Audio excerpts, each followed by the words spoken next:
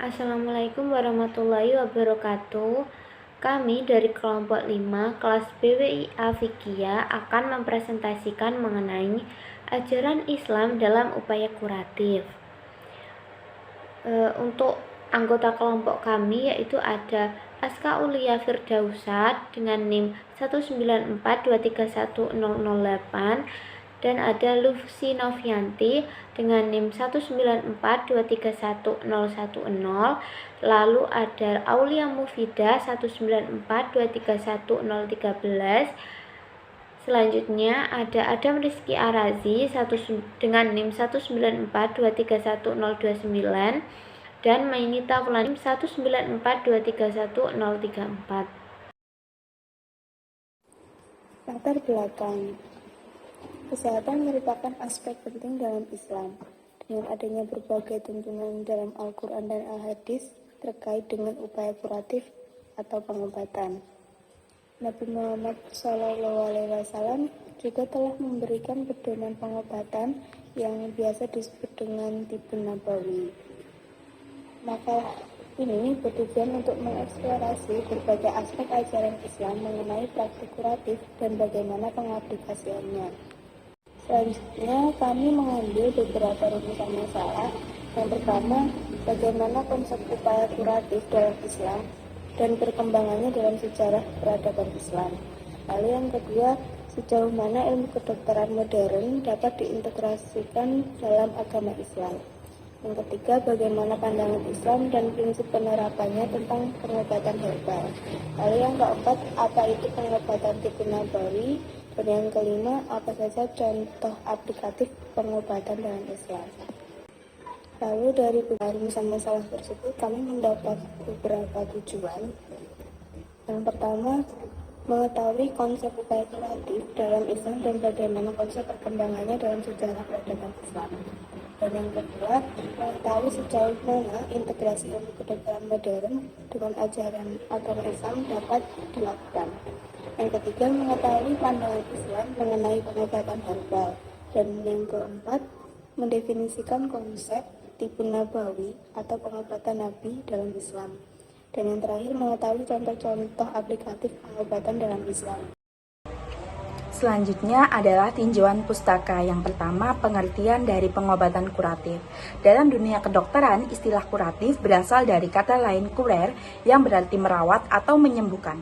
Pengobatan kuratif bertujuan untuk sepenuhnya menghilangkan penyebab utama penyakit, sehingga pasien dapat pulih dan kembali ke kondisi kesehatan yang normal.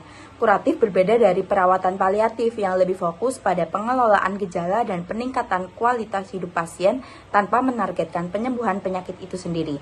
Pendekatan kuratif dapat diterapkan melalui berbagai metode, termasuk pengobatan farmakologis, prosedur bedah, serta terapi radiasi. Yang kedua ada konsep pengobatan dalam Islam. Dalam ajaran Islam, kesehatan dipandang sebagai salah satu nikmat yang harus dijaga dengan baik, dan upaya penyembuhan penyakit adalah bagian dari ibadah kepada Allah Subhanahu wa Ta'ala. Pengobatan dalam Islam didasarkan pada prinsip bahwa setiap penyakit memiliki obatnya, sebagaimana disebutkan dalam hadis Nabi Muhammad SAW.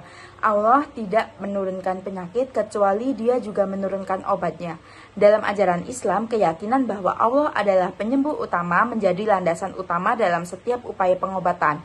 Pengobatan dalam Islam mencakup berbagai pendekatan, mulai dari pengobatan tradisional yang dikenal dengan sebutan Tibun Nabawi hingga penerapan ilmu kedokteran modern. Tibun Nabawi merujuk pada berbagai metode pengobatan yang diajarkan dan dianjurkan oleh Nabi Muhammad SAW, termasuk penggunaan bahan alami seperti madu, zaitun, habatus sauda, serta praktek hijama atau bekam yang disebutkan dalam berbagai hadis. Yang ketiga ada sejarah pengobatan dalam peradaban Islam. Selama kekhalifahan Abbasiyah, terjadi perkembangan pesat dalam ilmu kedokteran dengan tokoh-tokoh seperti Al-Razi, Ibnu Sina, dan Al-Zahrawi yang berkontribusi signifikan melalui karya-karya mereka yang menjadi rujukan utama di Eropa. Ilmu kedokteran Islam menyebar sampai ke Spanyol Muslim dan wilayah-wilayah lain, di mana kota-kota seperti Karboda dan Toledo menjadi pusat pendidikan medis dan rumah sakit Islam. Bimaristan berperan penting sebagai tempat perawatan dan pusat pendidikan. Yang selanjutnya ada integrasi ilmu kedokteran modern dan ajaran Islam. Integrasi dapat dilihat dalam etika medis, pendekatan pasien, dan metode pengobatan. Islam menekankan nilai-nilai seperti kejujuran, keadilan, dan kasih sayang. Pendekatan pasien mengedepankan penghormatan martabat dan kepedulian spiritual. Baik, selanjutnya ada Tibun Nabawi. Tibun Nabawi merujuk pada tindakan dan perkataan atau hadis Nabi Islam Muhammad mengenai penyakit, pengobatan, dan kebersihan. Istilah Tibun Nabawi dimunculkan oleh para dokter muslim sekitar abad ke-13 Masehi untuk menunjukkan ilmu-ilmu kedokteran yang berada dalam bingkai keimanan pada Allah, sehingga terjaga dari kesyirikan, tahayul, dan hurafat. Tibun Nabawi menggabungkan praktik kesehatan yang berdasarkan ajaran agama dengan pengetahuan medis dan herbal. Ini mengajarkan kita untuk menjaga kesehatan secara menyeluruh, menggabungkan aspek fisik, mental, dan spiritual dalam kehidupan sehari-hari. Selanjutnya, ada juga bekam atau al-hijama adalah metode pengobatan tradisional dengan proses pengeluaran darah kotor dari tubuh melalui permukaan kulit menggunakan alat khusus.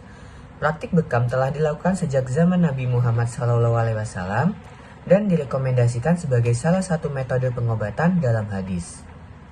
Baik, selanjutnya ada pengobatan dengan madu. Manfaat madu bagi kesehatan telah dibuktikan melalui berbagai penelitian ilmiah. Keasaman madu dapat meningkatkan pelepasan oksigen dari hemoglobin, mendukung proses regenerasi jaringan. Selain itu, madu juga dikenal efektif dalam mengobati radang tenggorokan. Penelitian menunjukkan bahwa madu bisa mengurangi gejala batuk akut akibat infeksi saluran pernapasan atas. Sifat madu yang antioksidan, antiinflamasi, antimikroba, dan anti jamur membuatnya menjadi pilihan alami untuk mengatasi berbagai penyakit pernapasan.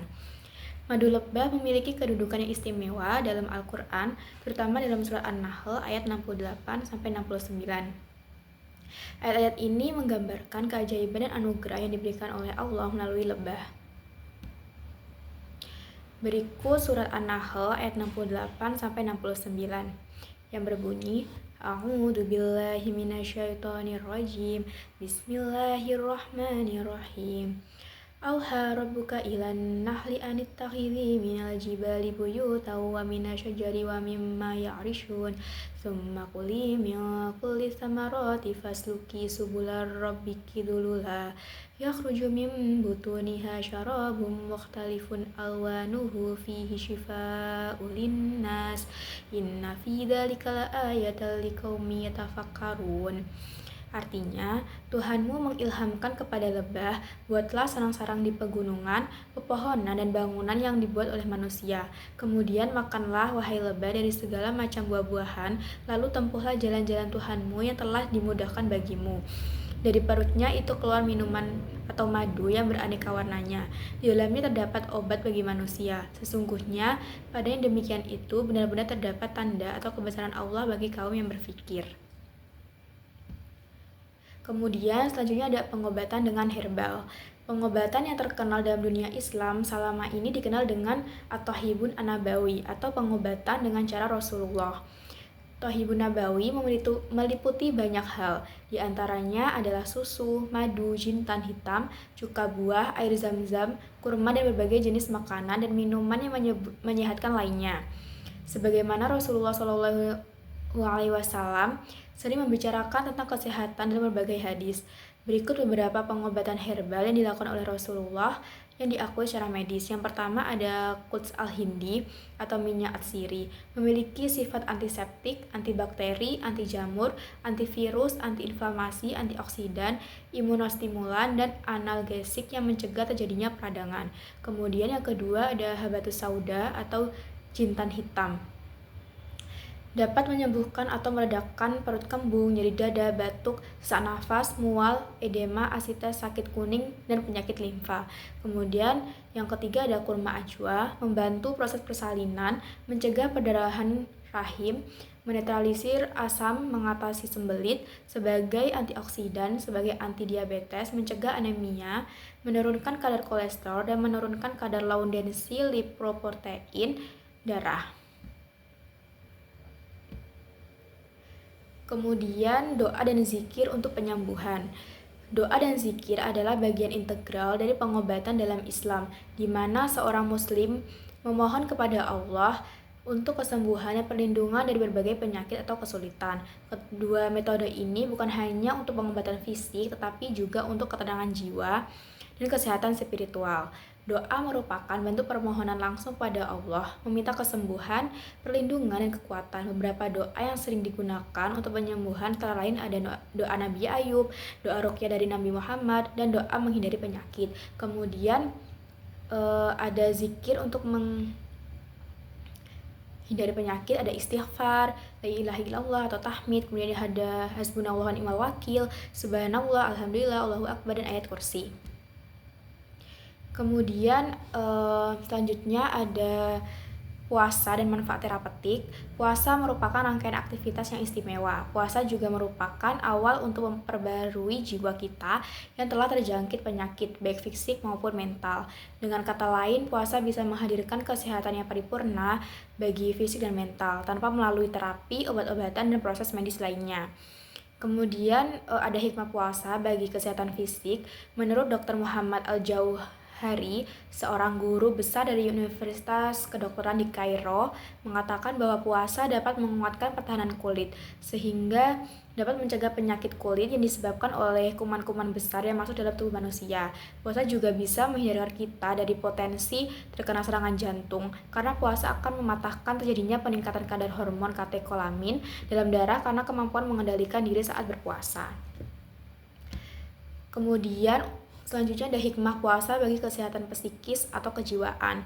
Salah satu ciri jiwa yang sehat adalah kemampuan seorang untuk mengendalikan diri. Pengendalian diri atau self-control amat penting bagi kesehatan jiwa, sehingga daya tahan mental dalam menghadapi berbagai stres kehidupan meningkat karenanya. Saat berpuasa, kita berlatih kemampuan menyesuaikan diri terhadap tekanan tersebut, sehingga kita menjadi lebih sabar dan tahan terhadap berbagai tekanan.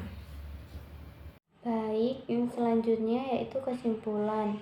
Untuk kesimpulannya sendiri, pengobatan kuratif adalah tindakan medis yang dilakukan untuk menyembuhkan pasien dari penyakit yang dideritanya. Pengobatan kuratif bertujuan untuk menghilangkan penyebab utama penyakit sehingga pasien dapat kembali ke kondisi kesehatan yang normal. Pengobatan kuratif ini berbeda dari perawatan paliatif, yaitu berfokus pada pengelolaan gejala dan peningkatan kualitas hidup pasien tanpa menargetkan penyembuhan penyakit. Dalam beberapa dekade terakhir, telah terjadi perkembangan signifikan dalam upaya mengintegrasikan ajaran Islam dengan ilmu kedokteran modern. Penggunaan pengobatan herbal dalam Islam didasarkan pada prinsip bahwa segala sesuatu yang baik dan halal dapat digunakan untuk perawatan kesehatan. Islam mendorong umatnya untuk mencari pengobatan yang efektif dan sesuai dengan syariat Islam. Untuk selanjutnya yaitu Tibun Nabawi. Tibun Nabawi diperkenalkan oleh para dokter muslim sekitar abad ke-13 Masehi untuk menunjukkan ilmu-ilmu kedokteran yang berada dalam bingkai keimanan pada Allah sehingga terjaga dari tahayul, kesyirikan, dan khurafat. Tibun Nabawi ini meliputi banyak hal seperti susu, kurma, jinten, madu, cuka buah, air zam-zam, dan makanan menyehatkan lainnya. Tibun Nabawi ini menggabungkan praktik kesehatan yang berdasarkan ajaran agama dengan pengetahuan medis dan herbal. Ini mengajarkan kita untuk menjaga kesehatan secara menyeluruh, menggabungkan aspek fisik, mental, dan spiritual dalam kehidupan sehari-hari seperti pengobatan menggunakan madu, pengobatan dengan ruqyah syariah, pengobatan dengan doa dan zikir, serta pengobatan melalui manfaat dari puasa. Selanjutnya, next. Nah, ini adalah referensi yang kelompok kami gunakan. Next. Sekian pemaparan dari kelompok 5, kurang lebihnya mohon maaf. Terima kasih. Wassalamualaikum warahmatullahi wabarakatuh.